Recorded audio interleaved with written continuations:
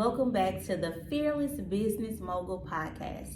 I am your host, andreaclinemonk, and I am joined here with Miss Dominique Akins of Peaky Braids, y'all. I am too excited. How you doing this morning? I'm nervous, but I'm excited.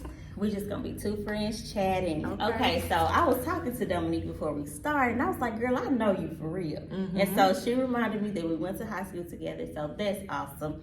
Hey, zebras, how y'all doing? Okay, Real high. Okay, but we're gonna get started, and although I know you, I don't know what you got going on, but we recently became friends on Facebook. Yes. And I saw her doing all her stuff. I said, how long? And you come to the restaurant too. Yeah. Underwater seafood. Oh, I eat good, y'all. So I would see her in there from time to time. But I don't know why we weren't friends on Facebook. But anyway, we became friends on Facebook.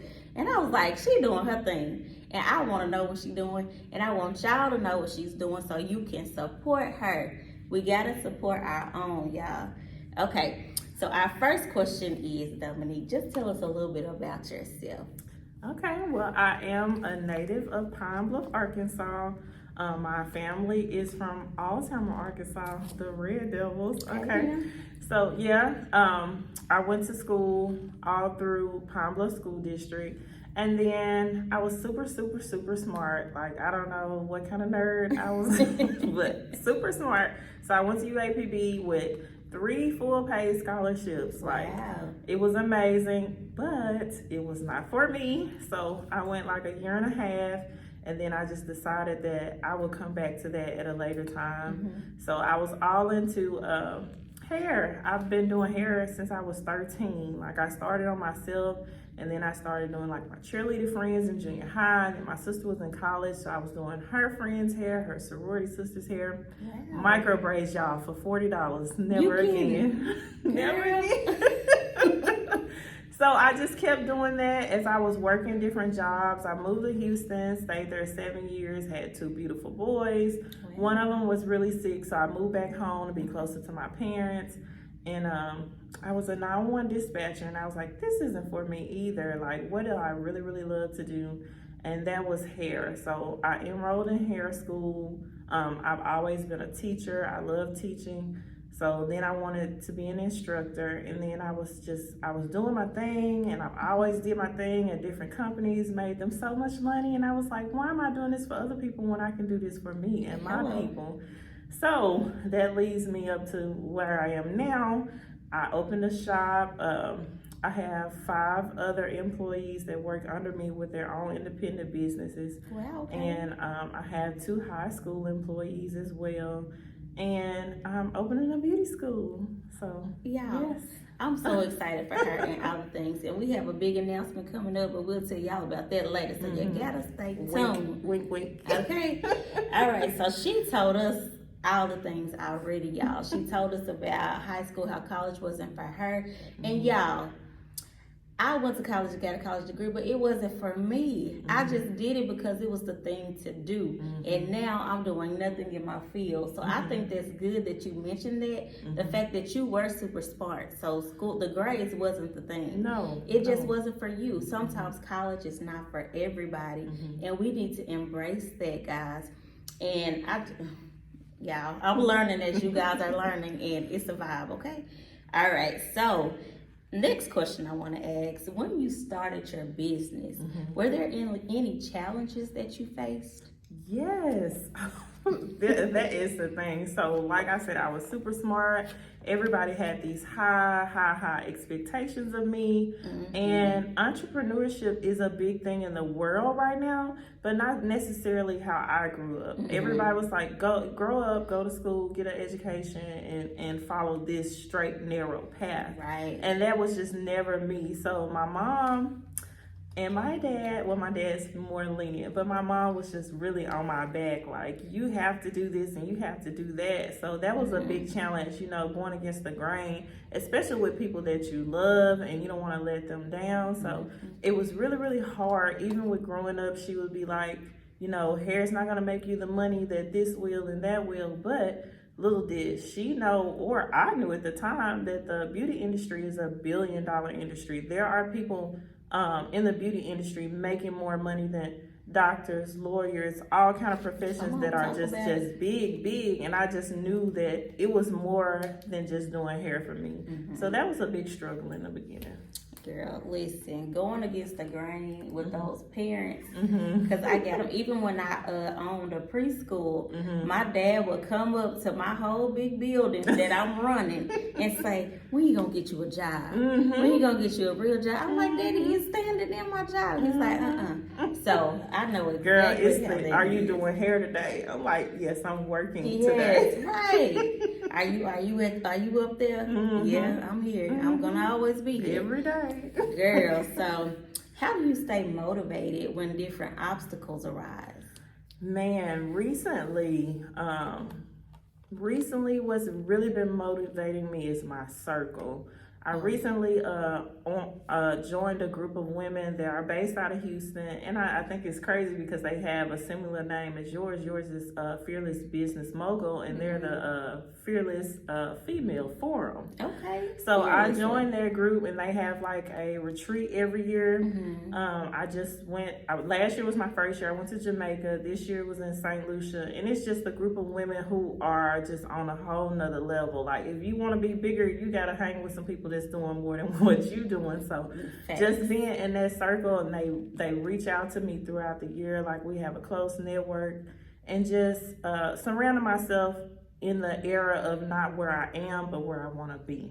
So that really, really keeps me motivated. Girl, listen. And I was sitting down and talking to, we have another podcast, Nikki, you know Shanika Smith? Okay, so we have another podcast, Faith Vibes Only.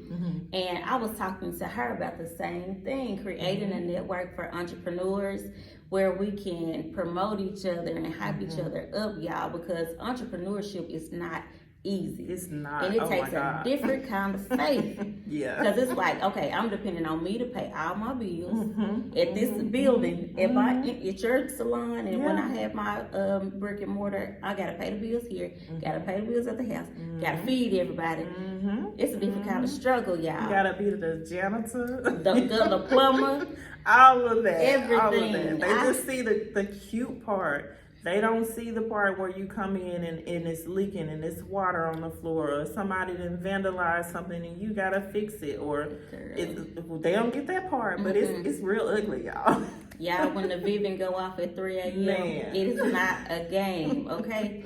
So I totally understand. So let me know, what strategies have you utilized to differentiate yourself from competitors in your industry? Man, y'all know it's back to school time right now. I don't know if y'all know that, but it's back to school time right now. And the struggle is real for hairstylists. But if you create systems, okay, so I've been doing hair since I was 13. So I'm about 23 years in. This is the easiest year I have had far as doing hair, scheduling, customer service, everything. So I create systems. If you have systematic procedures, you get predictable results. And I'm a big believer in that. And then customer service and consistency. And sometimes I'll be like, I want to do this day or that day, but it doesn't work like that. You have to be consistent, and that's what people look for. If you remain the same across the board, then you can't go wrong. So that's what I do. And that's a major key, y'all, because systems is something that's people in entrepreneurship sometimes overlook. You know, we have our little paper file and our little paper, but y'all, it is so much more complex than that. And if you don't have your systems in place, please get you some. I'm finna do another shameless plug, but the CRM LeadTwist is so good. And if you're interested, I'll link it below. But get your systems in place, y'all. Okay, so can you share any tips or advice for aspiring entrepreneurs starting out? For someone starting out, have faith. First and foremost, if you don't have a God to serve, you better get you one. You gotta have some faith. And secondly, just stay consistent, have faith, and don't be so hard on yourself. Because yes, that is my favorite word. That's gonna be a t-shirt design that I'm coming out with. Grace, give yourself some grace, because the world is already hard enough, and nobody can judge you but yourself. But if you think about it, we tend to think this person thinks this or this person thinks that, but it's really here. You're the one who is thinking about it. So control your mindset, control your emotions. Now, I struggle with that a little bit because I hold everything in, then it's just like boom. So I'm really working on that. So just give yourself some grace and know that everything doesn't turn out the first time. Like I've been meeting a lot of people and they always say, you seem to have it all together. You've been doing it since you was 13, but I wasn't doing it consistently. Like I was here, I was there, I was working here, I was working there. I worked in every call center there probably is. Like I didn't have a plan. It was God's plan. Amen. So if he gives you a vision and a dream, you have to have faith and you have to believe in it and you have to act on it. Else he gonna whoop your tail because he be whooping mine. Very mine too. Execution is the key. Yes. And one thing I always love to say is obedience is better than sacrifice. So if God has told you to do a thing and you say, well, I'm not gonna do that right now. I'm just gonna do this to be better. You think you're sacrificing something, but you're not being obedient. And we want to prosper, y'all, so be obedient. Yes. Okay, so we're going to get into some fun questions. Okay. Okay, so let us know, what are some of your pet peeves? Ooh, I don't know. Nothing bothers you? Things bother me, but I'm such an optimistic person. I hold it in and then I look at the different ways that an outcome could have came about. So if something bothers me, somebody told me that they can't stand it, girl. They was like, you always looking on the bright side. I love that. But if something comes at me, something bothers me, then I don't like when people don't stand on their word. So then when they don't, I give them a reason why they didn't. So I won't be mad at them. So she's super nice. Yeah. Super nice. I gotta stop that though, because real business is not always nice. Yes. So, and that's one of my biggest fears with starting my school. Like, I have to transform myself into that person. Like, I guess I'm gonna be like Beyonce with an alter ego. I'm gonna have me a Sasha Fierce. That's right. That's right. Okay, so what song do you listen to uplift or motivate yourself when you're feeling kind of off spiritually or emotionally? There is one song that I really love. It's a new gospel artist. She's been out for a little while, but she's getting bigger and bigger. Corinne Hawthorne, Unstoppable. That is one of my favorite songs. Yes, girl. I put that on and just jam it. Yes. So that's one. But then I got my little blues song by King Charles, Way Too Loud. That put me in the vibe too. Okay. So is that the song that makes you feel like that girl then? It do. Okay. It do. All right, y'all. Go look it up. What's it called again? Way Too Long. Too Long by King George, because I got a good thing going on and it's me. Okay. You know, man, it's me. Okay then. You heard it here first. Okay, so let's switch back over. And what are some trends or some changes you foresee happening in the beauty industry in the next year or so? Man, the beauty industry is always growing. So I just tell anybody that gets into that, do not become complacent, else you will not survive. Like, I've always been a braider and that's my specialty. But braiding changes a lot, but it doesn't at the same time. So like I said, if you keep those systems and you know the basics, you can do anything in the hair industry. Now, as far as hair, that's one thing, but the beauty industry is growing too, because aesthetics are becoming, we're taking better care of our skin. We're doing a lot of permanent makeup, which that's something I think that's on another question, so I'm gonna save it for that one. Okay. But just make sure you keep up with what's going on, because things change a lot and the demand is high. As long as you stay in with what's going on, then you can't fail. Awesome. Beauty insiders, I hope y'all, not the Sephora beauty insiders, the hair industry. Y'all listen, because she's dropping some jewels here. Okay, so tell us a few things that you wish you knew before you started. Ooh. I wish I knew, well, I'll just tell you a downfall that I had when I started. I wasn't really a good communicator. So, just like when you're in school and you write an essay and they say, write it as if the person has never done it before. Because I was so good at hair, some things I just assumed were common sense were not to other people.